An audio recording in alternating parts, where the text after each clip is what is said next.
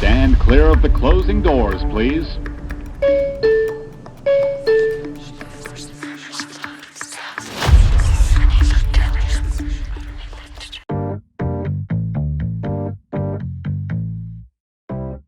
En 5, en 3, en 2, en 1, salida. Buenas noches a todos, buenas noches. Muchas gracias por escucharnos el día de hoy. Queremos decirles que estamos muy contentos. Este es nuestro quinto episodio de Voces en las Sombras. Les agradecemos su presencia, gracias a la producción, gracias a nuestros patrocinadores y gracias a quienes nos hospedan en este espacio. Mi querido analista, ¿cómo estás? ¿Cómo está el sur de la ciudad? Hola, querida Sombra, ¿cómo estás? Esto está horrible, hecho un caos. Como puedes ver, el sur, el norte, el oriente, el poniente, el país entero está hecho un caos por esto de las lluvias. Agradecemos las lluvias, pero bueno, ¿qué vamos a hacer? Aquí estamos, damos las gracias que ya podemos iniciar nuestra grabación. Así que saludos a todos, queridos amigos. Saludos a todos. Y hoy tenemos tantas cosas que platicar, tantas cosas que platicar. Bueno, los últimos podcasts hemos hablado de la reforma al Poder Judicial y antes de empezar de lleno con el tema del día de hoy, que es el tema del empleo, yo quiero traer a la mesa una cosa muy importante en la Ciudad de México, que es la Consejería Jurídica y de Servicios Legales del Gobierno de la Ciudad de México.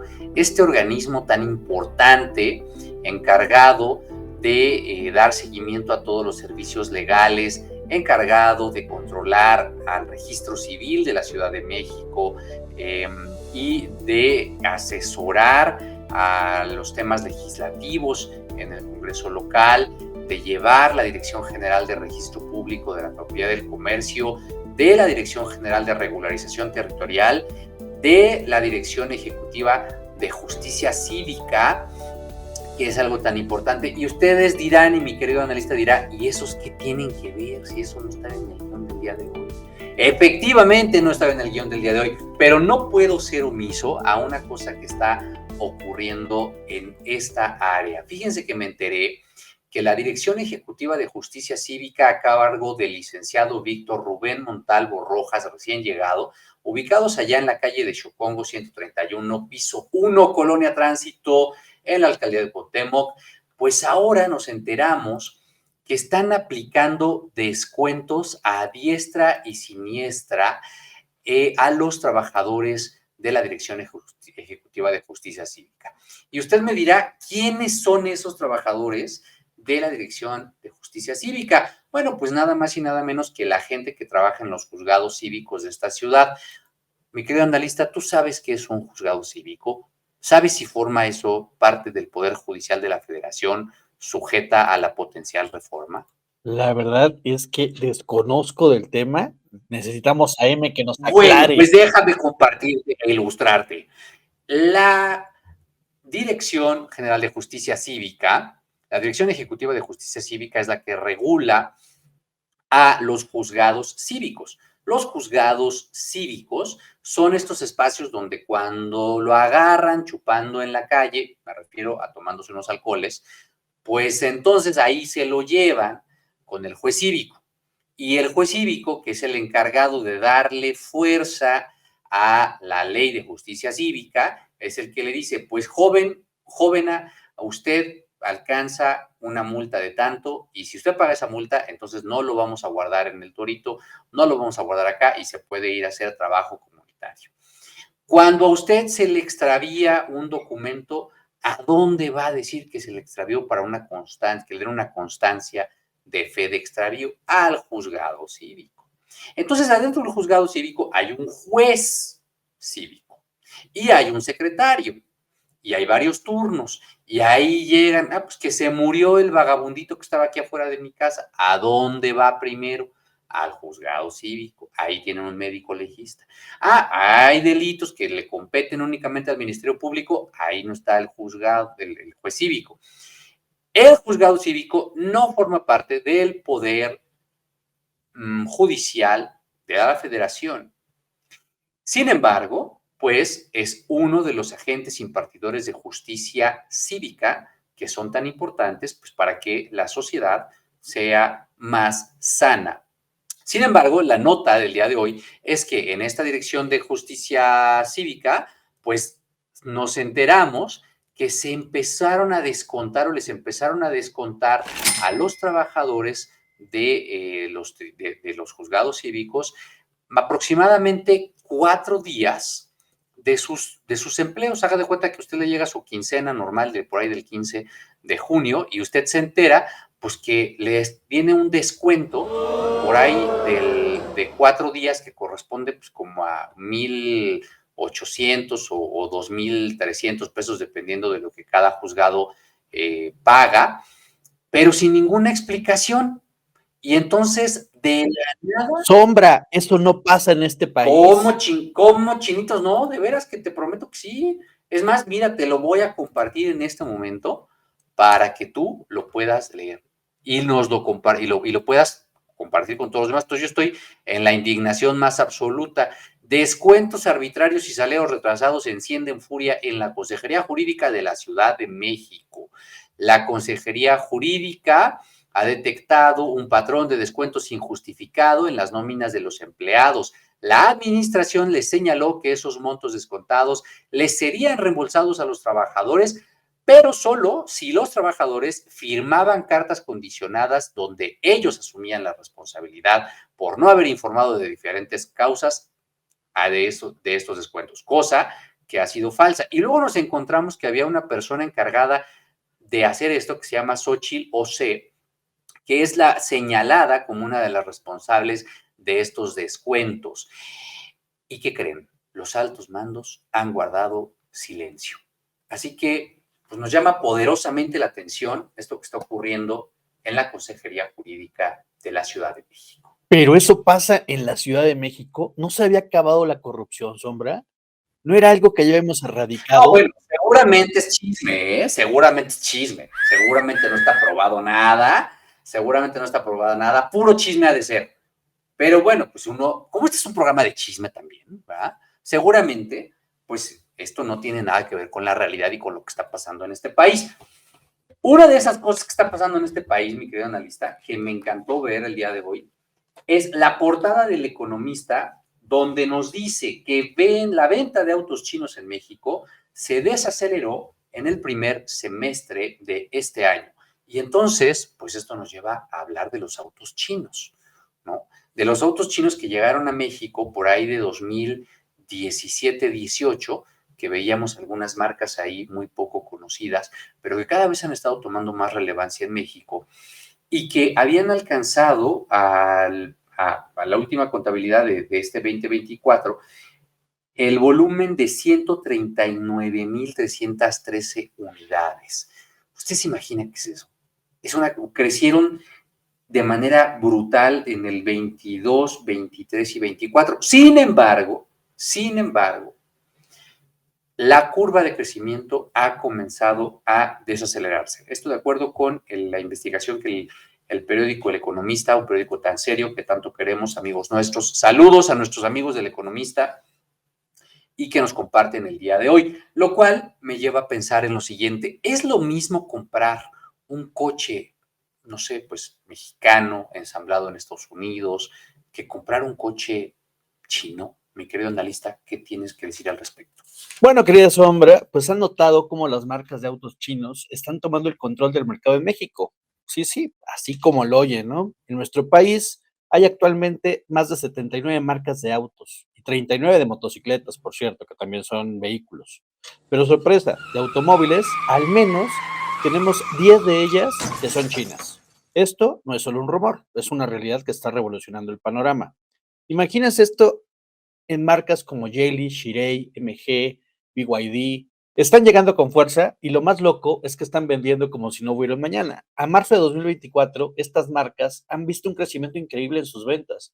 Los mexicanos, que siempre hemos sido un poco escépticos, estamos comenzando a confiar en estos nuevos jugadores. ¿Será cierto? ¿Quién dirá que nos íbamos a enamorar de los autos chinos, no? A ver, pero yo todavía pienso que, bueno, a ver, no es que presuma, ¿va? Pero todavía pienso. Y eso la verdad es que es un valor agregado en esta comunidad actualmente, en la realidad en la que nos encontramos. Les decía entonces que todavía pienso que no es lo mismo comprar un coche chino o asiático a comprar un coche en México, a comprar un coche hecho en México, pero también hecho en Estados Unidos o en el marco del TEMEC. ¿Por qué? Por múltiples variables. Mire usted, cuando usted compra un vehículo, usted está comprando un bien de capital. ¿Eso qué significa? Que es un bien que incorpora múltiples elementos de valor, que incorpora mano de obra, que incorpora tecnología, que incorpora cadena de suministración, y eso es algo que agrega valor no solo a su vehículo, sino a la economía. Y eso tiene directamente que ver con la producción de empleos, que en realidad es el tema con el que queremos continuar el día de hoy. Así que, hablando del tema del empleo, querido analista, ¿cuántos empleos aportará la industria automotriz a nuestro país? No tengo el dato, Sombra. No lo estoy viendo, perdóname. Más de 900,000 empleos aporta nuestro sector automotriz a el empleo en México. Entonces, señor, cuando usted esté comprando un vehículo, por favor reflexione en torno a su decisión de compra, porque el dinero que usted está metiendo ahí puede también ser un dinero que está generando empleo para alguien en este país. Y alguien más de otro lado me podrá decir, bueno, pero pues el mismo dinero va a generar empleo para otro mexicano que posiblemente está en este mismo país, en la propia cadena de suministros. Y tiene usted toda la razón, pero yo no voy a dejar de empujar, pues por aquello que se produce en México, porque yo sigo creyendo que lo que está hecho en México puede estar bien hecho.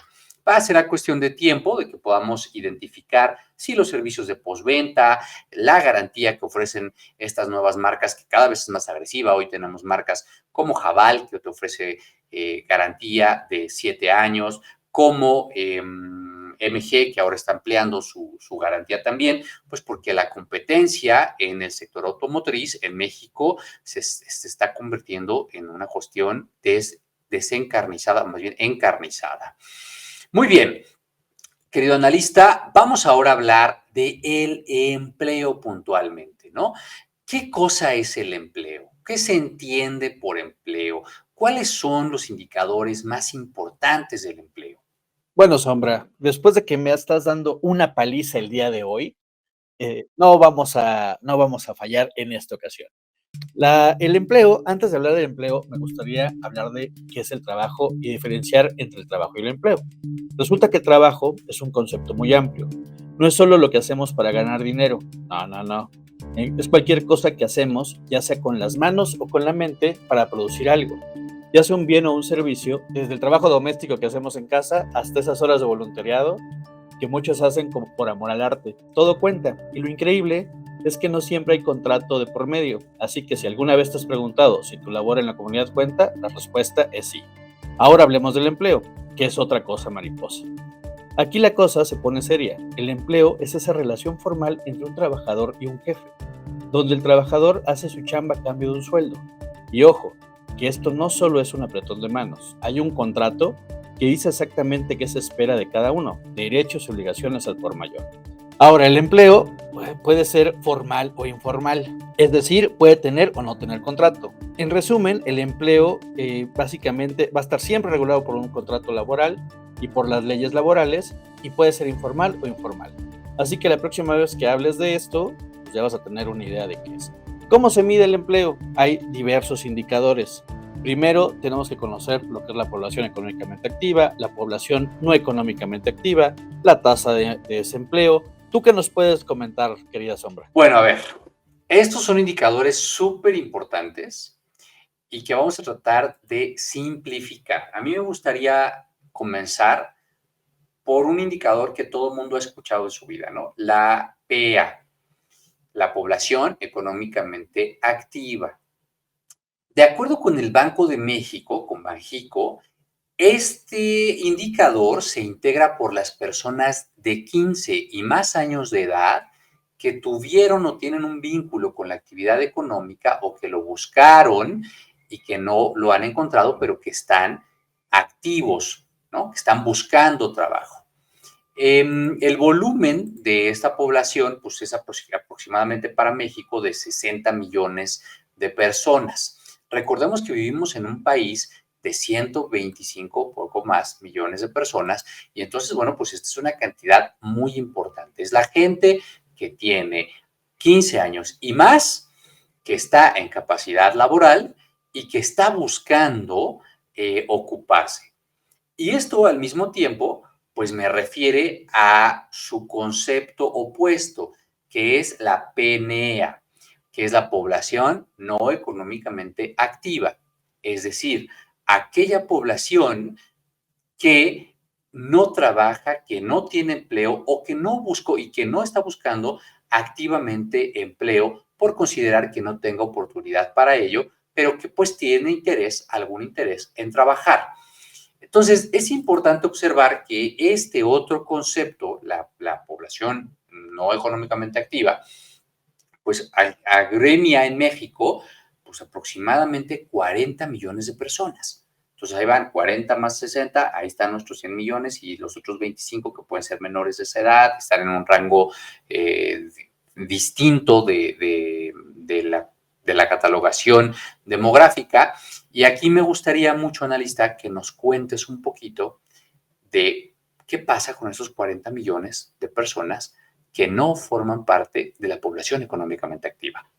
Ok, esta parte de que no estarían en el club de población económicamente activa, vamos a llamarlo de esa forma, corresponde en la realidad a los estudiantes que están dedicados exclusivamente a estudiar, a las amas y amos de casa o amos y amas del hogar, también a las personas que no pueden trabajar por problemas de salud y a aquellos que son los llamados desalentados, es decir, que han tirado la toalla porque creen que no hay oportunidades, así que como pueden ver, esos son la población no económicamente activa.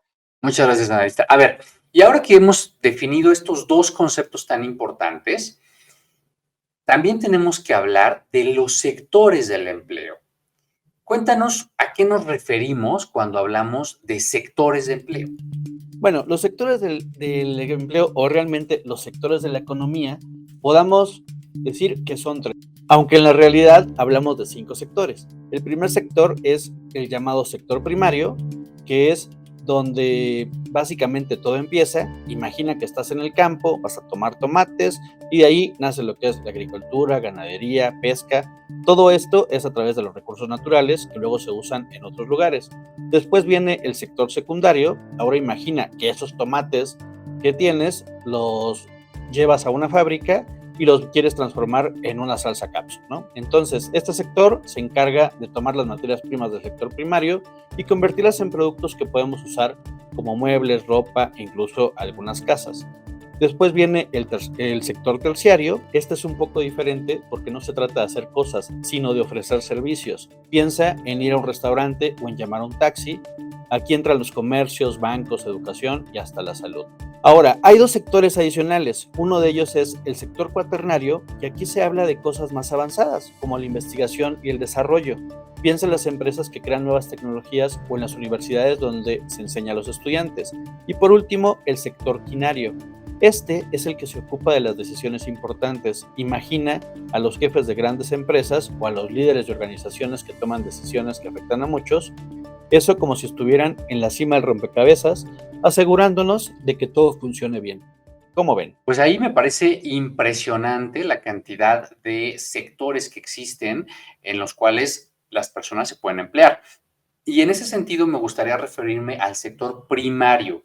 Fíjense que el día de hoy, nuevamente, el economista nos señala cómo el sector primario ha sido golpeado debido a la inseguridad y a las políticas públicas que impactan en las exportaciones agrícolas.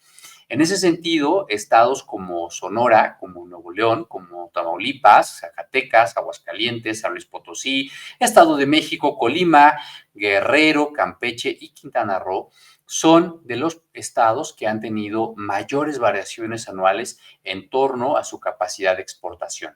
Hablemos, por ejemplo, de Michoacán, ¿no? Michoacán, que es uno de los estados con mayor capacidad de exportación agrícola en México y que debido a las condiciones de inseguridad que han permeado en el estado, pues ha visto reducida su capacidad de exportación, lo cual no ha resultado tan necesariamente en un beneficio para el mercado interno.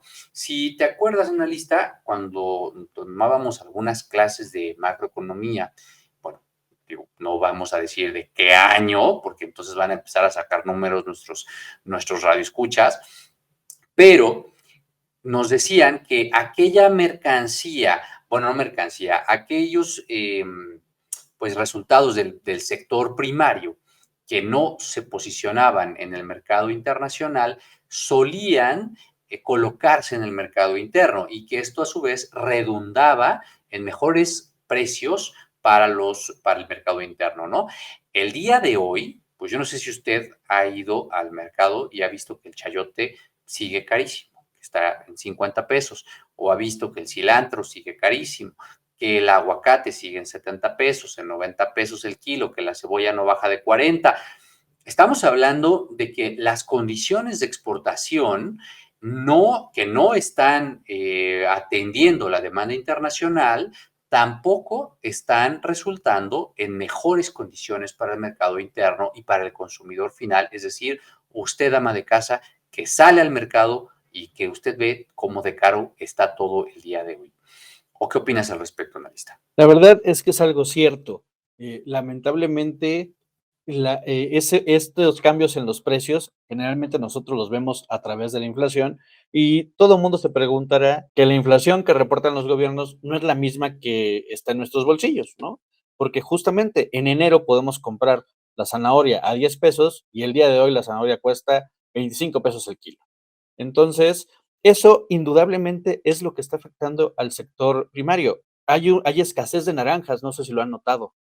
Resulta que no puedes encontrar naranjas en ningún súper, en ningún mercado.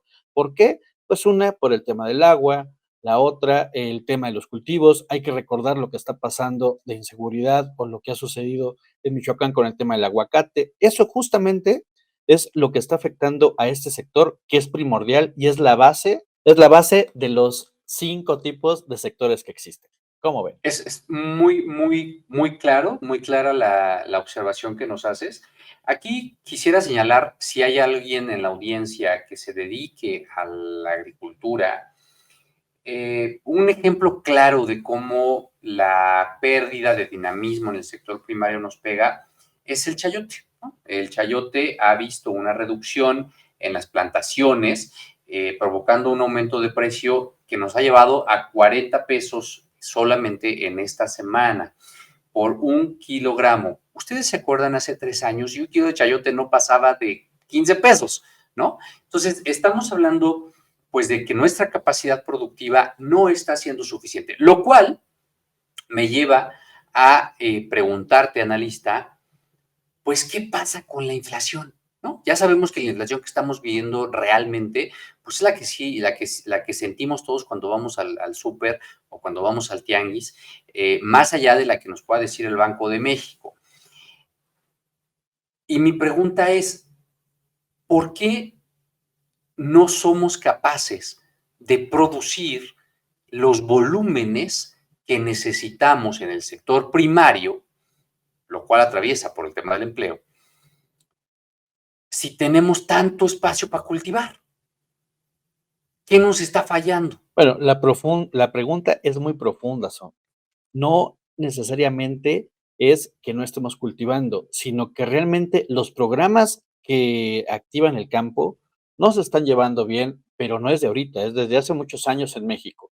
Tenemos el campo olvidado, hemos dado dinero donde lamentablemente nuestros paisanos pues lo ocupan para otro tipo de cosas. Es bien sabido que aquellos programas que recibían los campesinos para incrementar la producción agrícola, los usaban para irse al otro lado, ¿no? Entonces, eso es parte de lo que estamos viviendo. También el tema de la escasez del agua que estamos sufriendo. Entonces, todo este tipo de cuestiones es lo que están impidiendo que el campo realmente produzca, a diferencia de otros países. Hay que pensar el caso de China. China, su principal dinamismo está en el sector agrícola, ¿no?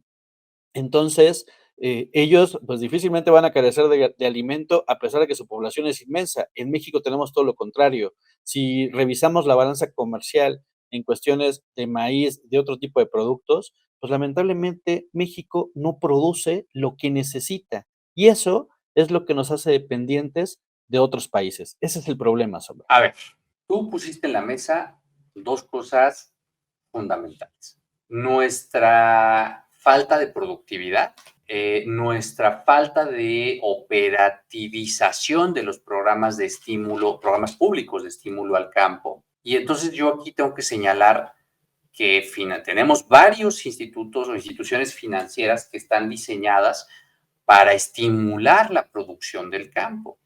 Una de ellas era Financiera Rural y alguien me va a decir, sí, pero la extinguimos porque no recuperaba cartera vencida.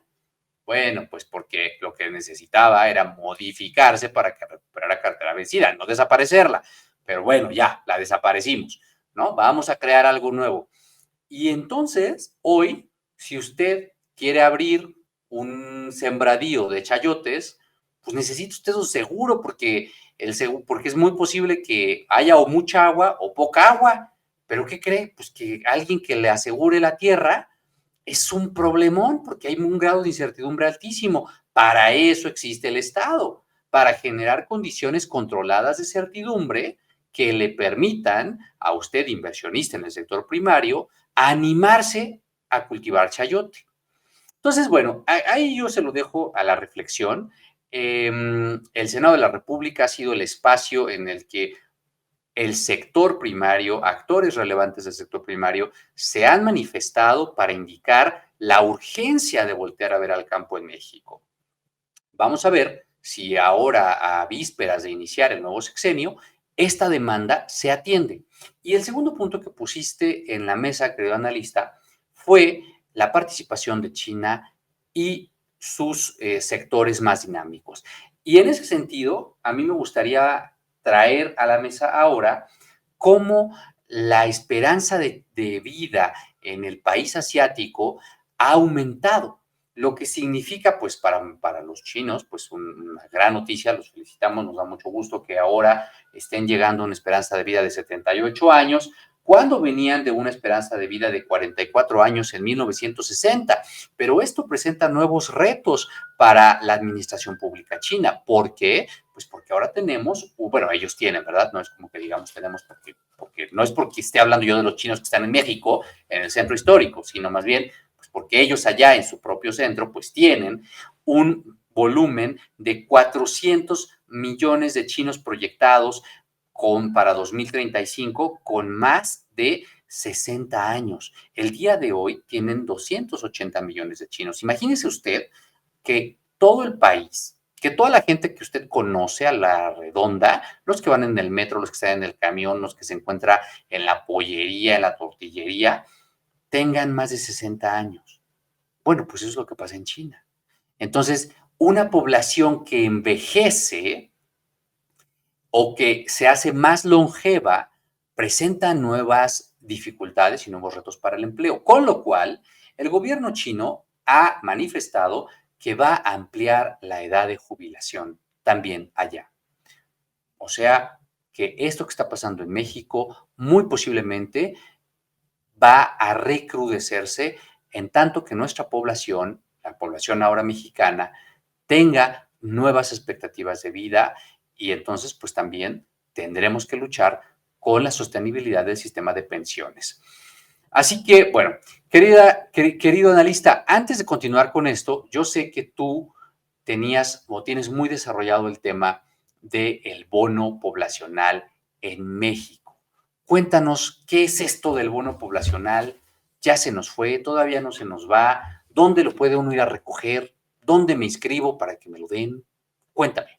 Bueno, Sombra, el bono poblacional sucede cuando hay más personas en edad de trabajar entre 15 y 64 años que niños y ancianos. Eso es lo que llamaríamos el bono poblacional, que es el caso que actualmente todavía tiene México. Ya vamos disminuyendo ese bono poblacional, pero ahí vamos, ¿no? Entonces, a veces decimos, papitos, échenle ganitas con los niños porque nos están faltando. Recuerden cómo eran los 80s, ¿no?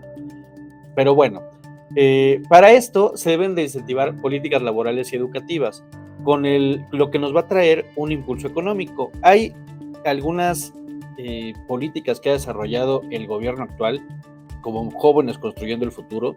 En mi particular punto de vista, no creo que sea la solución, pero hay que echarle ganitas, hay que pensar en políticas que ataquen lo que es la educación y capacitación, la promoción del empleo, políticas que tengan que ver con los temas de salud, es decir, asegurar el acceso a servicios de salud en calidad de la mejora productiva, en igualdad de género, fomentar la participación de las mujeres en el mercado laboral, eso es esencial. En el desarrollo regional hay que equilibrar el desarrollo entre áreas urbanas y rurales, invertir en infraestructura en regiones menos desarrolladas nos va a traer seguramente inversiones y nos va a generar empleo. También en innovación tecnológica, que es invertir en investigación y desarrollo, es fundamental para poder impulsar dicha innovación, ¿no? Y prepararnos a esta fuerza laboral para el futuro digital. Y políticas de inclusión social, donde es importante incluir a jóvenes en riesgo y grupos vulnerables en el mercado laboral con programas específicos de apoyo. Eso es lo que podríamos estar haciendo para aprovechar este bono poblacional y que al rato no nos den la torre el tener menos gente trabajando, ¿no? Bueno, pues eso es lo que esperamos en realidad todos. Esperamos que desde el Estado se establezcan políticas públicas claras para aprovechar la calidad demográfica nacional. Y en ese sentido, también nuevamente a 2 minutos de tener uno de los cambios en el Estado, en la construcción de la administración pública federal más importantes, a mí me gustaría mucho comentarle a nuestro auditorio que estamos a vísperas de conocer el presupuesto del paquete económico 2025, ¿no? El paquete económico y presupuesto 2025 que incluirá los criterios generales de política económica, la iniciativa de ley de ingresos de la Federación, el proyecto de presupuesto de egresos de la Federación, la ley de ingresos de la Federación y el presupuesto y al final el plan anual de financiamiento. En ese sentido, quedó una lista, como todo esto suena muy complicado, y lo es, pues tú que tienes todas las tablas del mundo en esta materia, me gustaría que nos expliques qué es esto del presupuesto de egresos de la Federación y por qué es importante para nuestra vida cotidiana. Por supuesto, querida Sombra. Pues el PEF es básicamente el documento de política pública más importante de nuestro país. Este lo elabora la Secretaría de Hacienda y Crédito Público y reúne todos los gastos que va a generar el gobierno, cómo se va a repartir ese dinero en las entidades, en las diferentes secretarías, en las diferentes áreas, en lo que va para educación, salud, digamos, el poder judicial, el poder legislativo. Todo esto es lo que reúne el PEF y ese debe de estar o debe de ser entregado al Ejecutivo a más tardar el 8 de septiembre de cada año. Entonces, ahorita todas las entidades gubernamentales están trabajando a marchas forzadas para generar lo que se conoce como anteproyecto de presupuesto. Este anteproyecto se entrega el 8 de septiembre y el cual debe estar aprobado para finales de noviembre. ¿Cómo ves? Muy bien. A ver, y al día de hoy ya tenemos publicado en la página de la Secretaría de Hacienda y Crédito Público los antecriterios, los precriterios de este paquete económico. Esto es algo que usted puede consultar, es un documento que debería usted de consultar de manera regular cada año para que sepa hacia dónde se está yendo su dinero que se recaba a través de los impuestos. Y esto es lo que quiero comentarles, ¿no? La existencia de los precriterios 2025 que se encuentran en el documento relativo al cumplimiento de las disposiciones contenidas en el artículo 42, fracción primera de la Ley Federal de Presupuesto y Responsabilidad Hacendaria, tomo aire, de la Secretaría de Hacienda, en su página 40 y 41, nos señala cuáles van a ser las dependencias que van a tener mayor participación presupuestal. Y entonces aquí es algo que yo le quiero dejar, pues para que usted se lo saboree y para que usted observe cuál va a ser la política económica que vamos a tener. Y en ese sentido, las entidades que más presupuesto van a tener, pues primeramente la Defensa Nacional en el ramo 7, con más de 44.900 millones de pesos. Eso lo puede ver usted en la página 41 del documento que estoy citando. Porque, bueno, claramente sabemos que en este país la seguridad nacional es una necesidad y además es un mecanismo de conservación de la secrecía. Por supuesto, la Secretaría de Agricultura y Desarrollo Rural pues tendrá más participación a partir de un programa que se llama Producción para el Bienestar, a través de la garantización de productos alimentarios básicos y la compra de fertilizantes. Yo nomás ahí les voy a recordar que tenemos una cosa que se llama Segalmex, muy bonito, ¿no? Entonces ahí eso podemos hablar en otro programa, que no va a ser objeto del día de hoy. Y bueno, pues no nos interesa mucho hablar de infraestructura, comunicaciones y transportes, que es una de las secretarías más castigada. Tampoco nos interesa mucho invertir en economía, que es igualmente una de las secretarías más castigadas. Y bueno, pues yo pensaba que la parte de la educación nos interesa muy mucho. Y ahí quiero comentarles, a ver qué de asombra. Cuéntame. No, justamente, te dejo que termines tu presentación y lo que quisiera agregar es justo sobre el tema de educación, querida Sonia. Bueno, pues a ver, vamos a hablar de educación. Usted pensaría que es importante ampliar los servicios universitarios, ¿verdad? Claramente. Pero quiero decirles, para la alegría de muchos de los que nos escuchan, que la beca universal para estudiantes de educación media superior Benito Juárez mantendrá y posiblemente ampliará su cobertura gracias a que está solicitándose más de 39.366 millones de pesos. Eso, muchachos, eso si ustedes lo comparan con lo que trae en proyección la defensa, pues defensa trae 44.900 y la beca 39.000. Pero no solo eso, el programa de becas de educación básica para el bienestar, educación básica, 49.800 millones y se están pidiendo 51.000. Después tenemos otro programa que se llama La Escuela es Nuestra, que trae una proyección de 28.000 millones de pesos. Y luego vamos a hablar de salud, en donde se pretende invertir 48.964 millones de pesos. Seguramente tendremos un sistema mucho más eficiente que el que pues hemos visto hasta el momento. Y después en el rubro trabajo y previsión social, existe el programa todavía Jóvenes Construyendo el Futuro, con un presupuesto estimado de más de 24.000 millones de pesos. ¿Qué les parece? Pues ahora estamos apostando por las becas, por los programas de desarrollo social. Los programas de vacunación pues siguen exactamente como los teníamos anteriormente, en 14 millones de pesos. En fin, tenemos varias áreas en donde yo tengo muchas preguntas. Pero esto es solamente el primer documento que se ha liberado. Vamos a esperar a que se integren el resto para que sepamos con pesos y centavos a dónde se va su dinero. Analista. Ahora sí, como decía la sombra, justo los precriterios generales de política económica que se presentan cada año entre marzo y abril, para que ustedes, audiencia, estén siempre atentos, van a definir lo que es o cómo vislumbran que cerrará la economía en 2024 y cómo se espera para 2025, ¿no? Entonces, otro dato importante es, recordemos el tema del PIB, lo que es el Producto Interno Bruto. El Producto Interno Bruto se estima para este año en 1.730 billones de dólares, o sea, un chorro de lana.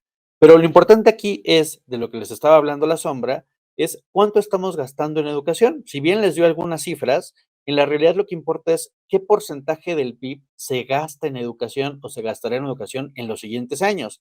Y todo el mundo pensaríamos que en un gobierno donde se está creando una Secretaría de Cultura, donde se está jugando o lo presidirá una científica, pues que la educación es un tema más importante. Pero resulta que la meta de los próximos 6 años es mantener este porcentaje de educación en el PIB en el 3%, lo cual no tiene lógica. Eso es lo que piensan mantener. 3% cuando hay otros rubros, como el caso de programas sociales, de estas becas que les hablaba la sombra, que estarán entre el 22 y el 30% de ese PIB.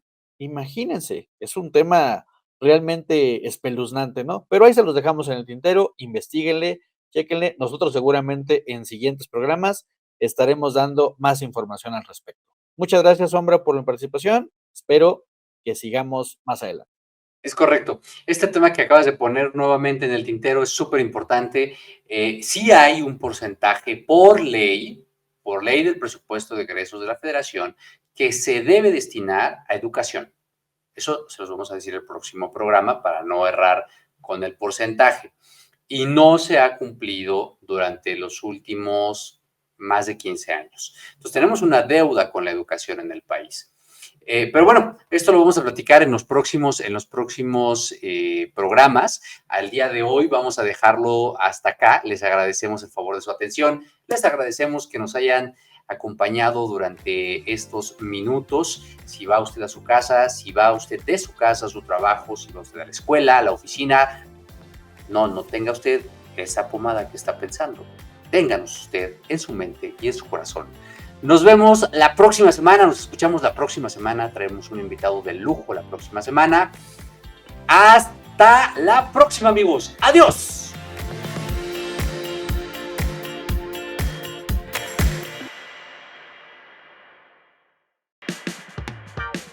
Esto fue ANCOP Radio, un podcast de la Asociación Norteamericana de Comunicación y Publicidad.